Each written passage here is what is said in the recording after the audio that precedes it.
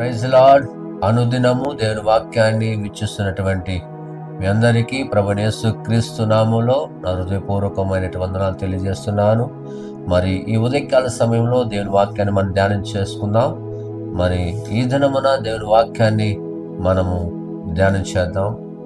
యెషయా గ్రంథము 58వ అధ్యాయము 6వ వచనాన్ని మనం బైబిల్ చదువుకుందాం.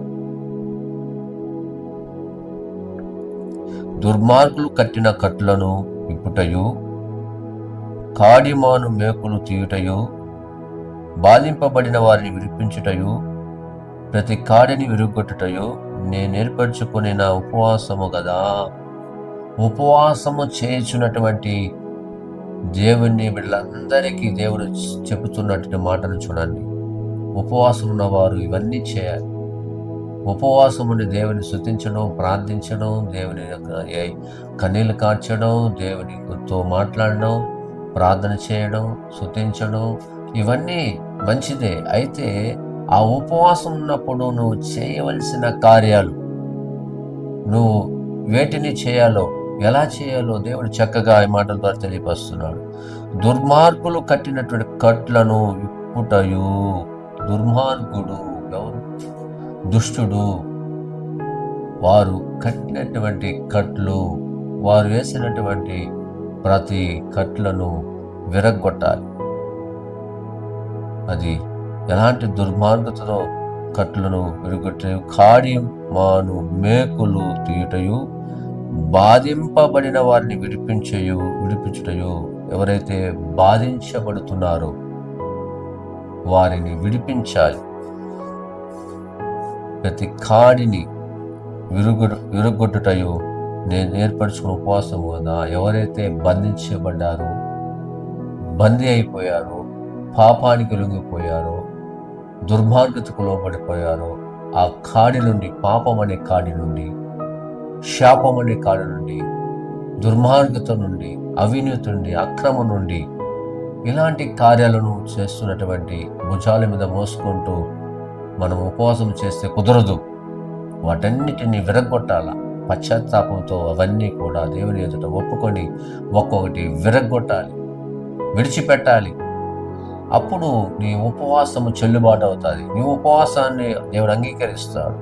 కాబట్టి అటువంటి ఉపవాసము దేవుడు కోరుకున్నది, అటువంటి ఉపవాసాన్ని దేవుడు మెచ్చుకున్నది, అటువంటి ఉపవాసాన్ని దేవుడు చేయాలని చెప్పింది.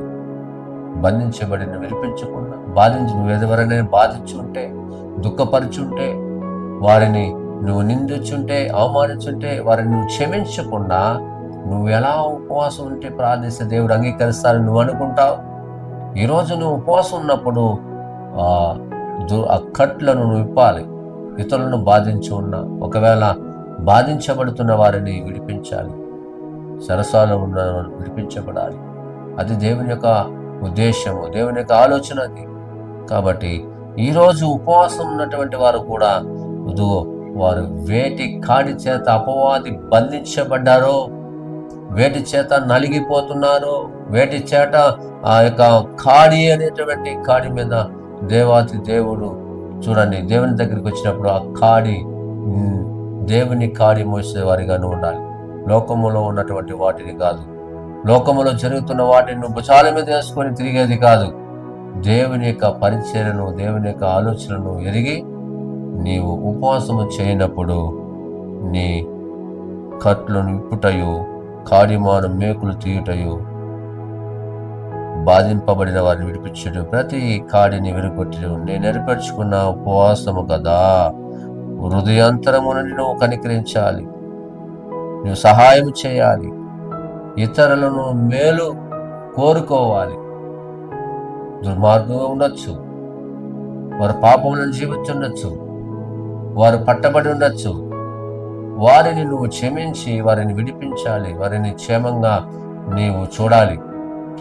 నీవు మంచి హృదయంతో వారు చేసినటువంటి పాపాలను, వారు చేసినటువంటి కార్యాలను నువ్వు క్షమించగలిగినటువంటి వాడిగా ఉండాలి. అప్పుడు దేవుడు నిన్ను మెచ్చుకుంటాడు. అప్పుడు దేవుడు నీ ప్రార్థన అంగీకరిస్తాడు. ఉపవాసం ఉన్నప్పుడు ఇతరులను నీవు క్షమించేవాడిగా, బాధించబడిన విడిపించబడేవాడిగా మనము ఉండాలి అని దేవుడి వాక్యం సెలవిస్తుంది. కనుక ఈ మాటలు వింటున్న మీ జీవితంలో నువ్వెవరైనా తప్పు చేస్తే క్షమించకుండా, ఒకవేళ వారు దొంగతనం కట్టుబడి వారిని చెరసాలలో వేస్తే వారిని విడిపించకుండా, అలాంటి కార్యక్రమాల్లో ఎప్పుడైనా వారిని ఇంకా నిందించుకునే ఉంటే, వారు ఇంకా దుర్మార్గంగా జీవిస్తున్నారని ఇంకాను వారిని నిందించి అవమానపరచకుండా, వారి కార్యాన్ని విప్పకుండా, వారిని ఆ కార్య అనే పాపం నుండి మనం విడిపించకుండా మనము వారిని నిందిస్తూ అవమానపరుస్తూ వారిని అలాగనే ఉంచేస్తే అది మంచిది కాదు. అందులో నుంచి నీవు రక్షణ పొందిన నీవు వారిని కూడా రక్షించాలి. వారి కూడా క్షేమాన్ని, రక్షణ భాగ్యాన్ని కలుగు చేయాలని ప్రభు మాటలు మనం సెలవిస్తుంది. కనుక ఈ దినమున మనం అలాగ ఉందాం.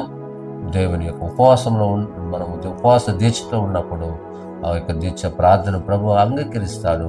ఆ రీతిగా ఉండాలని మనస్ఫూర్తి కోరుకుంటూ ప్రార్థన చేసుకుందాం. కృపగల మా తండ్రి, సర్వాధికారి యేసయ్య, మీకు స్తోత్రులయ్యా.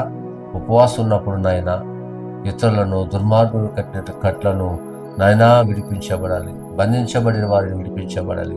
నా తండ్రి, వారు వేటి చేత తట్టి నాయన బాధించబడుతున్నారు, పాపంలో వారు కూరుకుపోయినారు. నా తండ్రి, అక్కడి నుంచి వారు విడిపించి వారిని విమోచించి నీ రక్తంతో కడిగి శుద్ధీకరించిన ఆయన వారిని ఆయన ఉపవాసం ఉన్నప్పుడు ప్రార్థిస్తున్న బిడ్డలందరినీ జ్ఞాపకం చేసుకొని అటువంటి ఉపవాసం చేయనట్లు మీరు సహాయం దయచేయమని నీ కృపలో ఈరోజు ఈ దినమున ఉన్న బిడ్డలు కూడా ఉపవాసం ఉన్నప్పుడు ఇతరులు క్షేమం కోరి ఇతరులు చేసిన కార్యాలను వారు మన్నించి క్షమించిన ఆయన వారి హృదయాలు కడగబడి వారి పశ్చాత్తాపం చెందిన ఆయన నయా మీ యొక్క వాక్యముతో వారందరూ కూడా నాయన అయా బలపరచబడినట్లు సహాయం దయచేయమని యేసు నామములో అడుగుచున్నాము తండ్రి. ఆమేన్. God bless you.